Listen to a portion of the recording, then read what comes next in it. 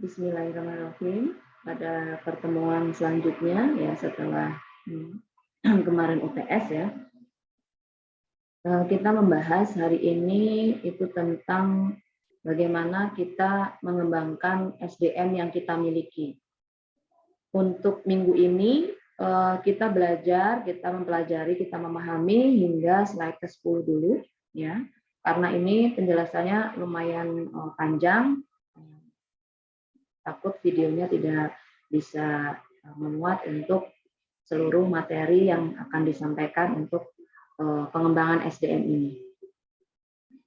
Untuk pertama, kita lihat di sini bahwa kalau pengembangan SDM itu lebih kepada bagaimana kita memiliki suatu paradigma apa saja kebutuhan daripada pengembangan SDM itu. Dalam manajemen tradisional, ya pengembangan sumber daya ini tidak dipandang sebagai aktivitas yang mendorong perusahaan dalam menciptakan nilai dan kesuksesan dalam mencapai keunggulan kompetitif. Nah, jadi manajemen yang masih lama, manajemen yang dianggap yang masih lama, itu SDM itu tidak memiliki daya tarik yang baik terhadap perusahaan, karena biasanya mereka berpikir hanya modal saja yang bisa memberikan supporting yang paling kuat. Dia tidak memperhatikan SDM. Ini untuk manajemen yang tradisional. Nah, kalau kita lihat misalnya di UMKM yang paling mudah kita lihat, mereka hanya membutuhkan modal. Sedangkan SDM biasanya ditangani oleh owner. Paling misalnya kalau kita punya adik, ya adik kita yang menjalankan apabila kita berhalangan hadir ataupun misalnya sedang ada keperluan lain, atau mungkin orang tua kita. Nah, ini karena SDM tidak begitu penting dalam manajemen tradisional atau usaha yang lingkupnya masih kecil. Saat ini pandangan tersebut telah berubah, ya tentu saja karena berdasarkan perkembangan teknologi, perkembangan zaman juga ya, terus tingkat pemahaman dalam pengelolaan bisnis, itu bisa merubah suatu paradigma atau pola pikir kita. Jadi di sini perusahaan yang melakukan pelatihan dan pengembangan SDM mampu memberikan pelaporan keuangan yang lebih baik dibanding perusahaan yang tidak melakukan program tersebut. Jadi misalnya kalaupun dia itu hanya owner saja ataupun dengan asistennya misalnya, tapi kalau asisten itu misalnya dilakukan melakukan training ya, si owner ini sadar bahwa kasir ini membutuhkan suatu keterampilan misalnya tentang keterampilan dalam penghitungan uang. Bagaimana seorang kasir itu harus jujur, bagaimana seorang kasir itu dalam melayani konsumen harus sopan. Nah, itu kan perlu pelatihan. Walaupun misalnya pelatihannya bisa saja dilakukan sendiri oleh owner tersebut. Tapi itu jauh lebih penting karena di sini dikatakan bahwa dapat meningkatkan pelaporan keuangan. Artinya apa? Artinya pelaporan keuangan di sini bisa dapat meningkatkan profit. Kita bandingkan apabila seorang kasir yang misalnya mukanya dengan cemberut misalnya ya dalam melayani atau menangani pembayaran konsumen yang melakukan jual beli misalnya, yang melakukan pembelian atas suatu barang ataupun jasa. Ini tentu konsumen tersebut tidak akan baik lagi dan dia tidak akan menjadi konsumen yang loyal terhadap perusahaan ataupun UMKM tersebut.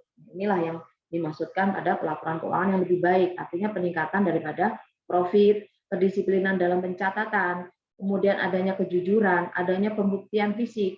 Nah, ini yang perlu diperhatikan. Kemudian di sini ada force of shift paradigma.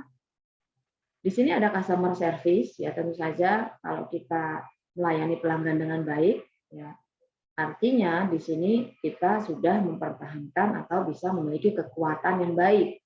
Kemudian employee retention and growth, ya artinya kalau semakin istilahnya pegawai itu loyal, ya tentu saja itu juga akan meningkatkan pertumbuhan daripada bisnis yang kita miliki maupun pengetahuan atau knowledge daripada si pegawai tersebut. Kemudian ada doing more with less, ya artinya dia dapat melakukan lebih banyak lagi, ya artinya dia tidak ogah-ogahan misalnya ya, dengan rajin dia bisa bekerja. Nah, ini merupakan suatu kekuatan. Ya, kemudian ada quality and productivity. Bagaimana kualitas ini bisa memberikan nilai yang baik dan juga tentu saja produktivitas daripada SDM itu sendiri. What is the training? Ya, apa sih pelatihan yang dibutuhkan? Di sini adalah usaha terencana yang dilakukan oleh perusahaan untuk memfasilitasi pembelajaran yang berhubungan dengan kompetensi karyawan. Yang tadi saya contohkan, misalnya kasir, dia perlu ketelitian dalam berhitung, kejujuran, kemudian walaupun dia seorang kasir tidak boleh cemberut, tetap harus berkomunikasi dengan konsumen. Pelatihan apa yang dibutuhkan? Ya, kira-kira owner maupun pimpinan harus sangat memahami itu, karena sekali dia tidak bisa memahami profesi atau divisi kasir tersebut, maka tentu profitnya pun akan jauh berkurang. Misalnya diikutkan dalam pelatihan keuangan, atau bisa mendatangkan ahli keuangan ke dalam UMKM atau bisnis tersebut. Nah, di sini kompetensi ini adalah pengetahuan, keterampilan, atau perilaku yang penting untuk mencapai kinerja yang baik. Ya, tentu saja setelah mengikuti pelatihan diharapkan hasil yang tadinya misalnya pengetahuannya sangat kurang terhadap suatu ketelitian bisa lebih teliti. Artinya apa? Dengan dia lebih teliti, peningkatan dalam kinerja itu akan lebih baik. Misalnya penyajian laporannya akan mengurangi kesalahan yang mungkin banyak tidak balance atau tidak sama dengan kondisi normal atau kondisi sesungguhnya dalam pelaporannya. Ya, artinya bisa lebih baik lagi. Training and development serta adanya performance fokus. Ya, ini ya kita contohkan kalau ini acara gathering ya, tentu dia akan istilahnya performance-nya ya, performance-nya masing-masing ini akan fokus kepada si yang dia bawa ini, yaitu temannya. Ya, dia tidak memikirkan orang yang di sini maupun yang di sini yang sedang memotret. Ini adalah performance fokus, semuanya terfokus pada satu orang ini yang diangkat. Nah, begitulah pekerjaan. Apabila dia seorang produksi, maka kan dia akan fokus terhadap apa saja yang dia akan produksi dalam satu hari tersebut. Apabila dia seorang akuntan atau accounting atau bagian keuangan, dia akan sibuk mengelola keuangannya. Apabila dia seorang HRD, dia akan sibuk memikirkan bagaimana mengembangkan SDM yang dia miliki supaya bisa maksimal dalam bekerja. Itulah namanya performance fokus. Nah, ini di sini ada suatu bagian training desain proses, ya. Ada conducting need assessment, kemudian developing evaluation plan, kemudian di sini ensuring employees readiness for training, ya, readiness for training. Kemudian di sini ada creating a learning environment, ya, bagaimana kita membuat suatu lingkungan itu bisa memberikan istilahnya pembelajaran yang baik, ya, praktis yang baik. Misalnya ada suatu kasus harus menangani pelanggar yang bermasalah. Nah, inilah creating a learning environment. Bagaimana kita bisa belajar dari lingkungan sekitar kita atau lingkungan di mana kita tempat bekerja atau kita berbisnis. Dari sini pembelajaran ini kita dapat ensuring transfer of training. Ya, kita dapat mengukur bagaimana kita bisa melakukan pelatihan terhadap self management, peer and manager support, ya, bagaimana kita bisa menilai support daripada manajer. Ya, setelah ada masalah, dia ada tindak lanjutnya nggak manajer ini, ya. Kemudian terhadap manajemen seperti apa. Nah, kemudian ada developing an evaluation planning atau an evaluation plan, di mana kita mengembangkan daripada rencana dari evaluasi yang telah dilakukan tersebut. Misalnya dengan mengidentifikasi apa saja yang mendatangkan outcome, kemudian choose evaluation design, memilih bagaimana kita mengadakan evaluasi, ya, desainnya seperti apa, apakah misalnya didesain pegawai itu harus dievaluasi kinerjanya setiap hari, atau seminggu sekali, atau sebulan sekali, bahkan atau setahun sekali, atau trimester, triwulan. Nah, ini di mana perusahaan. Kemudian ada plan cost benefit analysis. Ya, bagaimana dapat memberikan keuntungan bagi perencanaan daripada biaya-biaya yang akan ditimbulkannya.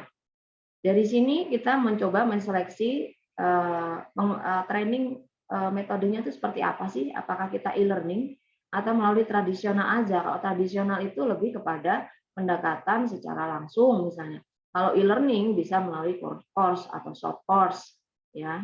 itu bisa. Kemudian dari sini setelah melakukan seleksi metode training, kita coba monitoring apakah ini bisa berefek baik terhadap perusahaan tersebut, apakah membawa dampak perubahan ya terhadap program yang telah dirancang tersebut. Nah, ini kita coba memonitor dan evaluasi. Nah, di sini ada force influencing working and learning. Ya, di sini ada globalization, ya, kebutuhan akan kepemimpinan. Ya, kapan kita bisa dapat mempelajari untuk bisa bekerja dan belajar, ya. Yang bisa mempengaruhinya apa aja sih, gitu ya. Nah, ini ada menarik dan mempertahankan bakat. Ya, bagaimana seorang SDM itu dapat mempertahankan bakatnya.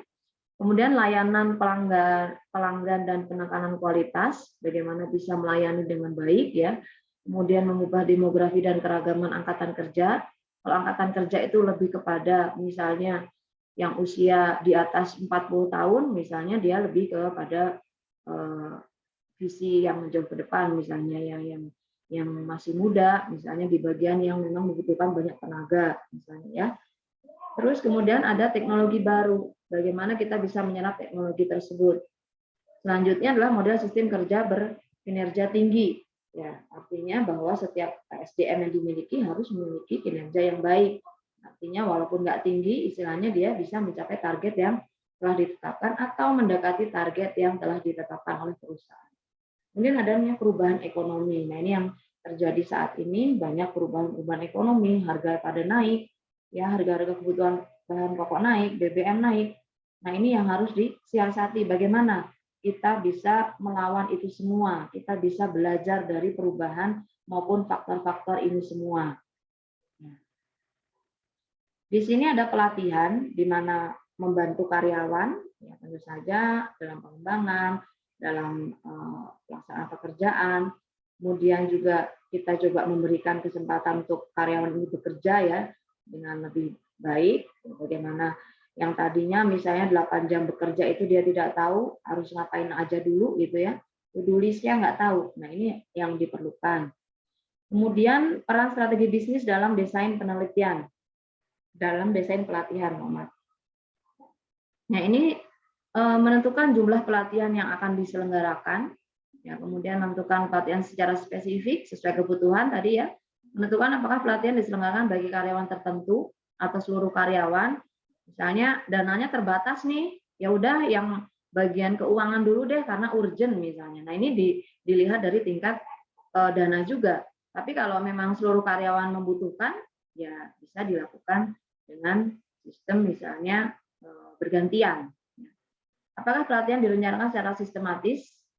Ya, artinya dia memiliki planning yang baik. Misalnya, ini tiap 3 bulan sekali bagian keuangan tuh harus mengadakan training di mana misalnya ya, brevet atau yang bagian pajak misalnya ada review brevet A dan B misalnya, atau harus ke kantor perpajakan untuk mengupdate laporan ataupun undang-undang perpajakan. Nah, itu. Kemudian pentingnya menetapkan program training seperti program MSDM yang lain. Ya, misalnya ada gathering, ada pelatihan leadership, dan lain sebagainya. Mungkin pertemuan hari ini sampai di slide ke-9. Untuk minggu depan kita sambung sampai dari slide ke-10 hingga 18 atau hingga akhir. Mudah-mudahan dapat dipahami penjelasan ini. Terima kasih atas perhatiannya. Wassalamualaikum warahmatullahi wabarakatuh.